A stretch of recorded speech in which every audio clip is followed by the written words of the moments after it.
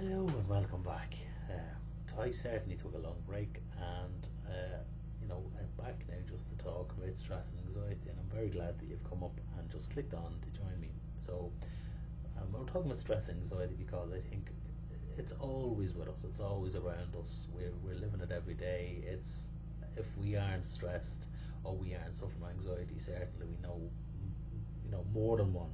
I'd go out and say more than one other person who does actually experience stress and anxiety.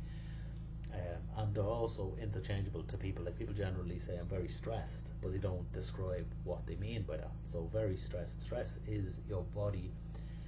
It's exceeded or gone beyond your ability to cope with a situation. Is what stress is. So your body is stressed. If you think about it as a stick, if I was to stress a stick and bend it beyond its ability to hold its shape, what's it going to do? You're going to feel, first of all, the stress in the thing, and then it's going to break. So that's what's happening. You're going towards that breaking point, and that's born out, and that's all those lovely words. But then, what's anxiety? And anxiety then is the emotion that comes up in us, and somehow, well, we've learned um, somewhere, and probably more than once, that something it's wrong. Somehow, someone has told us it's wrong to suffer anxiety. That you know, your anxiety, your panic attacks. It's called panic attacks, and I hold a lot of judgment if someone suffers from panic attacks. Just breathe into a brown paper bag and put your head between your legs, and all these old techniques, old wives techniques, which I don't remember them ever working. I think the breathing into the paper bag was to allow you to rebreathe your carbon dioxide, which would automatically slow your breathing. It wouldn't take away the anxiety, but it would basically either stop you from breathing fast or put you unconscious because you can't continue like that. Putting the head between the legs, I just don't get that one, but that was an old thing they used to say years ago. Then people think when they're having an anxiety attack, or a panic attack, whatever term you want to use, that they're going to die. Sometimes it can be so severe that they feel they're going to die. They're losing control of themselves. And if you can't control your breathing and you can't control your mind and everything's racing, it probably would feel like you're losing yourself and you can't, I can't bring it back. I'm panicking. And then if that happens, there's all this other stuff that'll come in.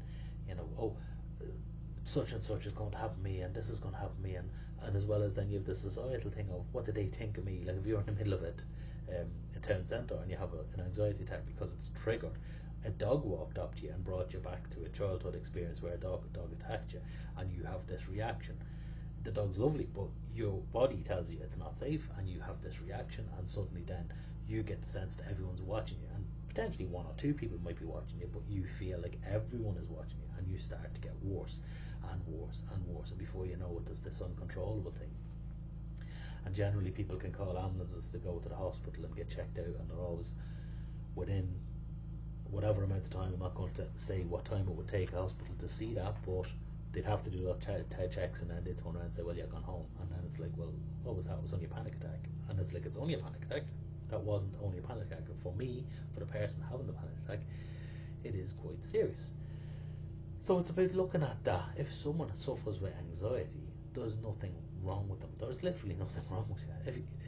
Any one of us could have a panic attack or an anxiety reaction at any stage, based on what happens. And if you've ever felt anxiety, and like, I know certainly I was walking through New York a few years ago, and I had my pregnant wife with me, and we were walking through this place that was really rough. We just got lost. We took a wrong turn, and we were walking, and she's heavily pregnant. We were walking through, so we basically, running was out, but we were met by this gang, and they were watching us really. And I thought, we are going to be killed here, because it was a dark alley. We had no way out, and all I was thinking was trying to get her out of here. But I was sweating, and I was starting to breathe fast, and I just felt really panicky, and my heart's racing, and all this horrible sensations. And your body is getting ready. So what your body's doing is it's filling you with adrenaline. It's getting you ready to run. All the hairs in your body standing up, making you seem as if you're bigger than what you are. And me bigger than what I am, 5 foot nothing. Like, it's quite hilarious to think that I could be bigger than what I am by adrenaline spikes.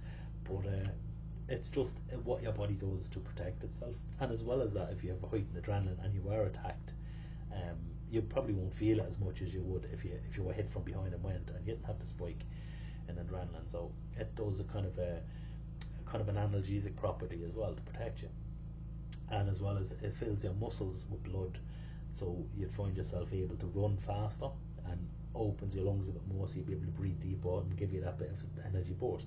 But as I said, in my case, I was in between a rock and a hard place. I felt, well, I could fucking run, but she can't. So it's like, well, what do I do here? So that was one thing. And then I can remember having an anxiety, a quite serious anxiety attack when I was a child, and not being able to breathe and climbing out a window. Now, I was diagnosed with asthma, but I don't believe I ever had asthma. I believe it was anxiety. So you go into this spiral of, like, it's a panic, and that's what we call it, a panic attack. But it's this: I am not safe. Something about this is not safe. So your body takes over, and you seem like you're losing control, and everything is going wrong, and all the societal expectations, and everyone's watching you. And also people say you just calm down, and that's really, it's quite difficult for a person who's gone into a full anxiety attack to just calm down, because they didn't put themselves into it, it just happened. So if they're feeling like from a general anxiety disorder or something that they're diagnosed with, you can't just calm down. If they're a social anxiety, well, maybe the calm down might be to remove them from the situation, which would be easily resolved, but the body's still going to do what it needs to do. But the point being, it's absolutely human, it's absolutely normal, it's absolutely natural for you to suffer anxiety, for you to have anxiety in the first place. It teaches you, do not put your hand in fire. It teaches you, do not walk in front of traffic. It teaches you, do not go over and try to pet the dog that's snarling up at you. So anxiety, that feeling that tells you, oh, this doesn't feel safe, is actually so vitally important. Again, sometimes it can just take us over, and we have no control over what happens. And how do we switch it off? How do we turn off anxiety like a light switch? And it's very simple. Now, it's not an all treatment. At the end of the day, if you are suffering with a generalized anxiety disorder, you need to be talking to your doctor and maybe getting some medications. That's between you and your doctor. But if you have anxiety and you react, and you just don't know how to control it, one of the number one things you can do is just splash cold water in your face. Either dip your head into a sink full of cold water, or do the splashing on your face, the cold water. And what that does, it activates a thing called the mammalian diving reflex. And the mammalian diving reflex is in all mammals. We are mammals, and if we jump into cold water, what automatically happens is your larynx will shut off your windpipe, so you can't take any air. If you can't take any air, you can't take any water in, and it's designed then to shut off your sympathetic nervous system. So you've the nervous system, the autonomic nervous system, and I'm not going too much into this, I'm going to keep this as simple as possible. The autonomic nervous system has two parts. It has the sympathetic, which is the fight or flight. You've heard of this: fight, flight, freeze, and there's a fourth one, and the fourth one is called fawn. So fight, you're ready for a fight. Flight, you're ready to run. Freeze, you're too terrified, your body can't do anything, and you're just frozen. Or fawn is, you're too terrified, but you're going to try and buy your way out of this. Would you like, can I do this for you? And you'll hear like that kind of reaction could be in domestic violence things. I will do everything I can to escape this. So that's your sympathetic reaction.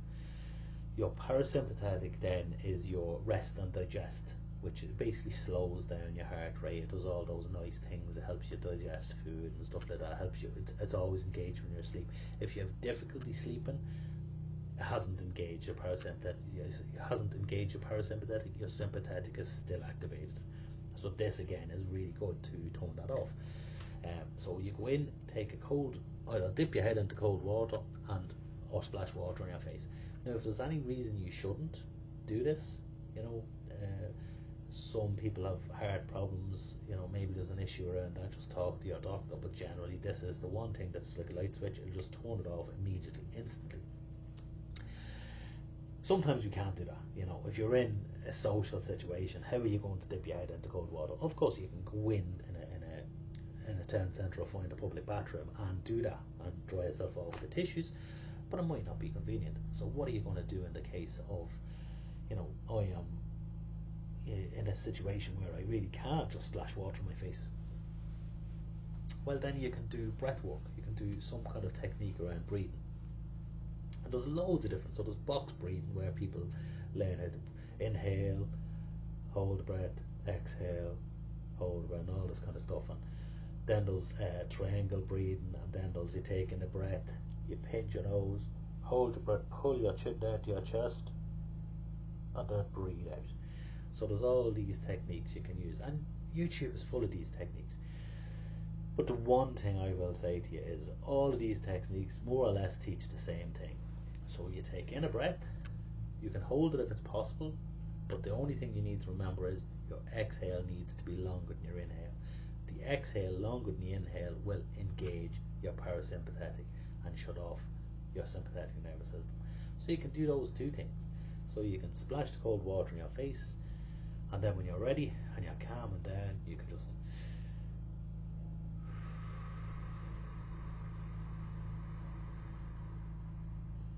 make sure the exhale is longer than the inhale. And that's a really good way of engaging the parasympathetic nervous system, shutting off that anxiety, panic attack, anxiety reaction, or whatever it is. So just if you have an anxiety, a panic attack, or anything like this, immediately water in your face and tell me if I'm wrong, because it's a money back guarantee that it'll work. So if you're suffering with this, there's your treatment straight away.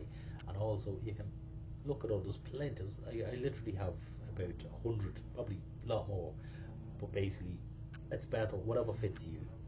So breathing and the water, and then you should be fine. Alright, so if you've any comments, please make them at the end. Little box down there. As my kids would say, smash that bell or subscribe if you haven't already, and I really appreciate you clicking on to have a look. Any negative comments, any feedback or anything like that, I would be very grateful of too. Alright, thank you for watching.